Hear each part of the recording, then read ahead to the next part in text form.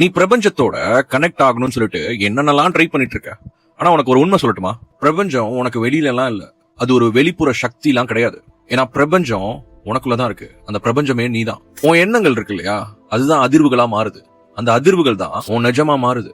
உனக்கு ஆசை வரும்ல, அந்த ஆசை வந்த உடனே எல்லாம் பிரபஞ்சம் இமீடியட்டா ரியாக்ட் பண்ணாது உனக்கு.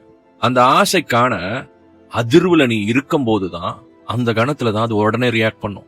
நீ எப்போதுமே கோவமா இருந்தா உன் வாழ்க்கை கடினமா தான் இருக்கும். நீ நன்றி உணர்வோட இருக்கும்போது உன் வாழ்க்கை அமைதியை காக்கும். அது பிரபஞ்சத்தோட பவர்லாம் இல்ல, அது உன்னோட பவர். அதனால இத கொஞ்சம் கேளு. நீ பிரபஞ்சம் நான் சொல்றத கேட்கணும்னு அலைஞ்சு திரிஞ்சிட்டு இருக்க.